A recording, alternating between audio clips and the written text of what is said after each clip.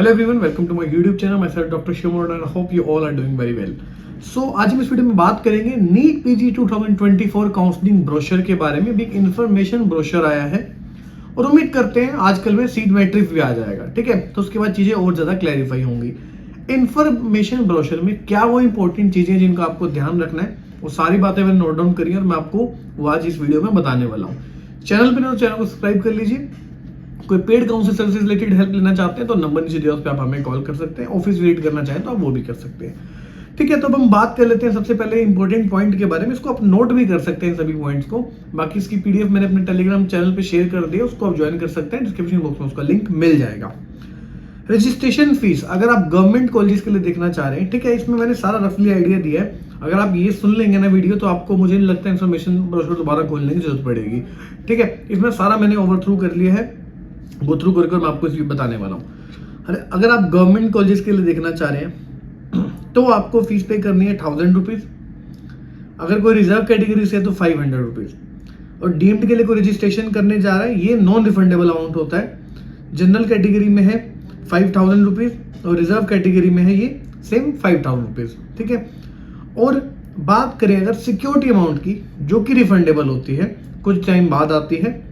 Government के लिए 25,000 rupees है, ठीक है, और प्राइवेट के लिए 2 लाख रुपीज है। और रिजर्व में गवर्नमेंट के लिए 10,000 रुपीज और रिजर्व के लिए सेम 2 लाख रुपीज, ठीक है। अच्छा, एक चीज आपको ध्यान रखनी है, इस काउंसलिंग में कौन पार्टिसिपेट किसको करना चाहिए। उसको करना चाहिए या कोई देख रहा है गवर्नमेंट के लिए, गवर्नमेंट एडेड के लिए, कोई देख रहा है अगर डिप्लोमा के लिए, कोई देख रहा है अगर डीएनबी के लिए, या कोई देख रहा है डीम्ड के लिए। अगर कोई प्राइवेट के लिए देख रहा है तो उसको उस स्टेट की काउंसलिंग करवानी पड़ेगी, ना कि उसको यहाँ पे अमाउंट सबमिट कराने की जरूरत है, क्योंकि आप हर जगह अमाउंट नहीं सबमिट कर सकते हैं, ठीक है। और जबकि आपके लिए यूजलेस है अगर आपने प्राइवेट ही देखना है एट द एंड। हाँ, अगर नहीं मिलता सेकंड राउंड तो थर्ड राउंड में आके एक बार डीम दोबारा से रजिस्ट्रेशन कर सकते हैं, जस्ट इन केस, ठीक है। ये तो हो गई बात किसको पार्टिसिपेट करना चाहिए और किसको नहीं करना चाहिए, ठीक है। काउंसलिंग का हेल्पलाइन नंबर दिया उन्होंने इस बार। कॉल सेंटर CALLCENTRE, ये मेल आईडी बता रहा हूँ आपको। Call centre MCC@lifecare.com। किसी को कोई ग्रीवेंस है, कोई डाउट आता है, मतलब कोई काउंसलिंग में दिक्कत आ रही है, उसके पोर्टल पे गलत चीजें चढ़ गई हैं, तो यहाँ पे आप जो है इस कमेटी को भेज के जो अपनी चीजें करेक्ट करा सकते हैं। मेल में अपना नेम लिखना होगा, application number, roll number, rank, category, mail ID, ये चीजें लिखेंगे तभी आपकी वो मेल वैलिड होगी, अदरवाइज नहीं होगी। इस चीज का आपको ध्यान रखना है, ठीक है। ये सारी चीजें होगी। रजिस्ट्रेशन वाला पार्ट हो गया कंप्लीट, किसको पार्टिसिपेट करना है। और इसमें इंस्टीट्यूशनल कोटा भी पार्टिसिपेट करने वाले हैं, जैसे DU हो गया, BHU हो गया, अलीगढ़ मुस्लिम यूनिवर्सिटी हो गया, ये सारे इंस्टीट्यूशनल कोटा भी इसमें पार्टिसिपेट करने वाले हैं। अब बात आती है राउंड्स की। राउंड्स कैसे कैसे होंगे, ये बहुत इंपॉर्टेंट है, इसको याद रखना अच्छे से। पहले आपने रजिस्ट्रेशन कर लिया, ठीक है, बहुत पहले से स्टार्ट हुआ है। आपने चॉइस फिलिंग कर ली, रिजल्ट आ गया। फिर आपको क्या करना है, फिजिकल रिपोर्टिंग करनी है कॉलेज में जाके, अलॉटेड कॉलेज में। अगर आप उस कॉलेज को लेना चाहते हैं, अपने डॉक्यूमेंट्स के साथ आपको पूछना पड़ेगा। कौन कौन से डॉक्यूमेंट्स चाहिए वो भी आपको बताता हूँ, ठीक है। किसी को फ्री एग्जिट लेनी है तो डायरेक्ट फ्री एग्जिट ले सकता है, कोई दिक्कत नहीं है। और डायरेक्टली पार्टिसिपेट इन राउंड 2 में वो कोई भी कैंडिडेट कर सकता है पार्टिसिपेट। किसी को अपग्रेडेशन करना है, ये बहुत इंपॉर्टेंट पॉइंट है। राउंड 1 से राउंड 2 में किसी को अपग्रेडेशन के लिए जाना है तो उसको फिजिकल रिपोर्टिंग करनी पड़ेगी अलॉटेड कॉलेज में जाके, और वहां पे जाके एक विलिंगनेस देनी पड़ेगी कि that I want to go for upgradation, ठीक है। तो ये अपग्रेडेशन की आपको विलिंगनेस देनी पड़ेगी राउंड 1 में, ठीक है। अब आता है राउंड 2। राउंड 2 में भी सब चीजें सेम है, लेकिन होता क्या है कि अगर आपको राउंड 2 में भी आपको अगर जैसे अलॉट हो गया, अपग्रेडेड अलॉट हो गया और आपको वो नहीं चाहिए, तो आपको फिर से राउंड 2 वाले कॉलेज में जाना है। अपने राउंड 1 से जो देखो आपने राउंड 1 में जो कॉलेज में लिया था वहां से अपने डॉक्यूमेंट्स निकलवाने हैं, और राउंड 2 वाले अलॉटेड में जाना है और वहां पे फिर से विलिंगनेस देनी पड़ेगी। तो अब आपको देख के चलना है कि क्या हम स्टेट टू स्टेट मूव कर सकते हैं। अगर हमें यहाँ हो गया तो हमें फिर विलिंगनेस देनी पड़ेगी, राउंड 2 में हो गया तो फिर विलिंगनेस देनी पड़ेगी। तो ये चीजों को आपको माइंडसेट रखना पड़ेगा, माइंड रेडी रखना पड़ेगा पहले से, ठीक है। और अगर रिजाइन कर देते हैं तो आपका अमाउंट है जो फॉरफिट हो जाएगा, आपको सिक्योरिटी अमाउंट, और जो आपका रजिस्ट्रेशन है वो भी खत्म नहीं हो जाएगा। आपको राउंड 3 में अगर पार्टिसिपेट करना है तो आपको फिर से फ्रेश रजिस्ट्रेशन, एक नया रजिस्ट्रेशन अमाउंट, एक नई सिक्योरिटी अमाउंट कर, तो राउंड 3 में आपको जाना पड़ेगा। राउंड 2 तक आपको कोई लॉस नहीं है, सिर्फ आपका अमाउंट का लॉस है, काउंसलिंग में आप बने रहेंगे। अब आते हैं राउंड 3।